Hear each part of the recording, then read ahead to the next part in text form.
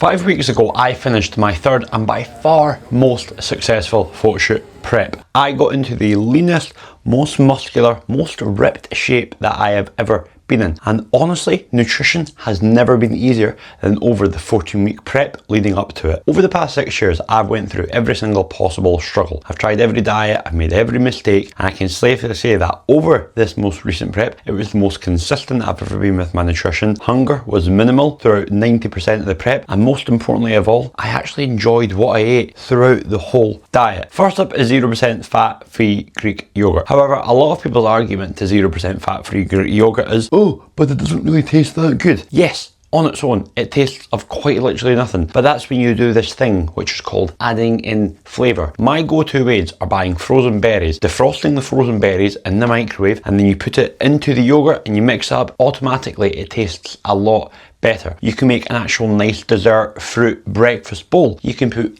anything in with it. You can make it savoury, you can make it sweet. It is unbelievably versatile. Number 2 is less of a food and more of a food swap. Now, chicken thigh tastes better than chicken breast. Let's all agree on that. When you get that crispy skin in the oven, it is to die for. However, if you are dieting, you are going to get more buck for your bang with chicken breast. The protein to calorie ratio is far, far superior on chicken breast, and because of that, you're going to have more calories saved over to have more carbohydrates and more side dishes with your chicken, or just have more calories around the rest of the day. Number 3, and it's something that I don't see a lot of people using, which is turkey mince, and turkey breast for that matter. Calorie to protein ratio is better than any chicken, any steak, any mince. 100 grams of turkey mince compared to 100 grams of even 5% fat beef mince. See, once you know how to cook it and you get good seasonings in there, you do not taste the difference. And once again, you're just saving that bit more calories potentially have for a bit of a dessert later on in the evening. Number 4 is fruit. Sounds so unbelievably simple, but I'm going to specify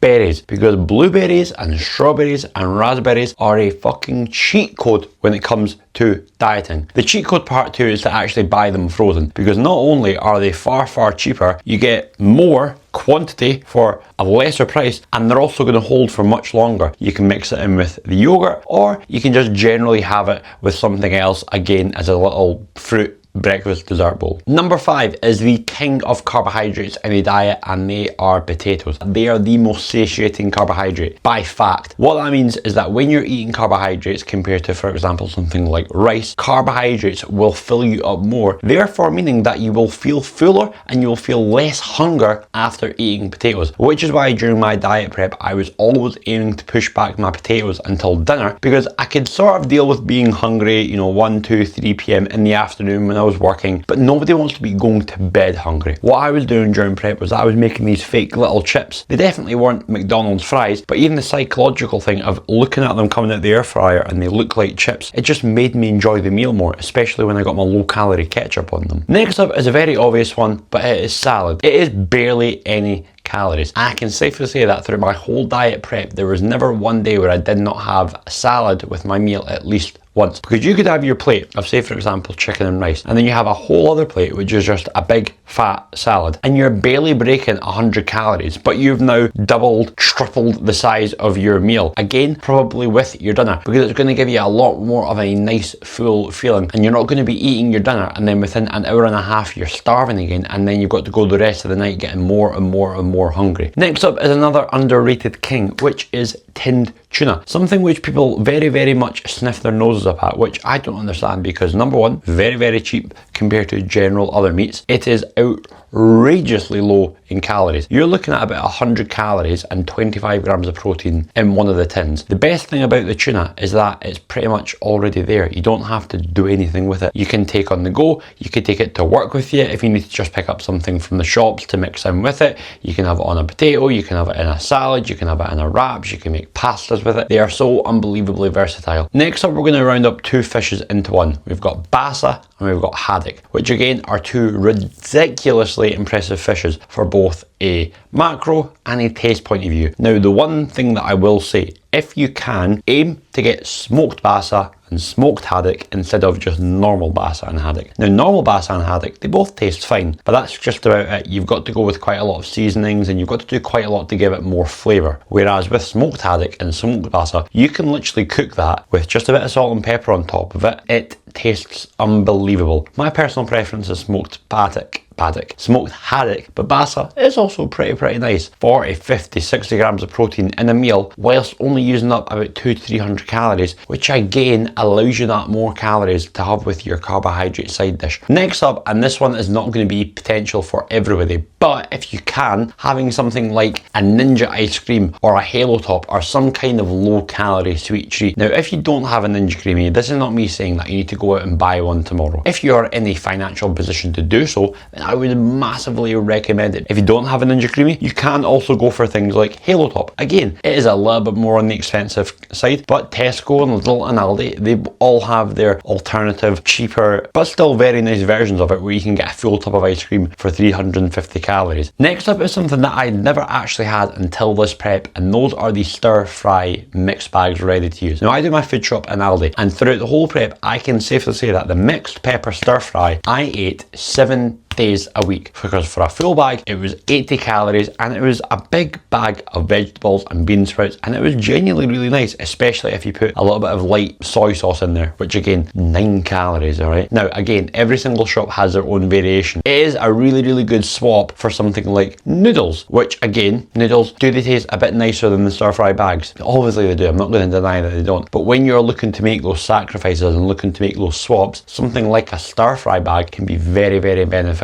And again, with the saved calories, you can have maybe even more veg with that to make it an even bigger meal. Or again, you can use the calories to have in another meal. Next up is a really subtle milk swap. I used to always turn my nose up at almond milk because I had this perception that it was the same as red milk, which by the way is the worst thing ever made. However, almond milk actually tastes completely fine as well. You can buy it as a non-refrigerated product. So you can keep like 5-6 cartons of it in your house, in your kitchen somewhere, and it keeps there for weeks and months, and then you only actually have to put it in the fridge once you've opened it. And again, whether you're having it as your little bit of milk in your tea, in your coffee, whether you're making shakes, whatever you're using it for, it is barely any calories, as in 250 mils equals about 40 calories, which is pretty much nothing. Next up is again a little bit of a small thing, but something like sweetener can be a really good addition instead of sugar. At the end of the day, sugar is not going to have that many calories when you're only having small amounts, but it can be adding up over the days and the weeks if you're having it multiple times a day, aka if you're that person who has 4 to 5 coffees or teas a day and you always have a little dash of sugar in there, that little swap for sweetener can actually add up quite a lot over the weeks and the months. Next up is again something which I was having on the daily, which is pickled jarred vegetables. So I'm talking specifically for me, I'm talking onions and pickled pink onions, because again, they are barely any calories, like insanely low calories, and the salty nature of them adds an incredible flavour. And again, if you're having the salad that we spoke about earlier with your lettuce and your bistro and your cucumber and your peppers, carrots, whatever it may be, adding in onions is going to add a lot of flavour without barely adding any calories. And again, it's just ways in which you can make your meals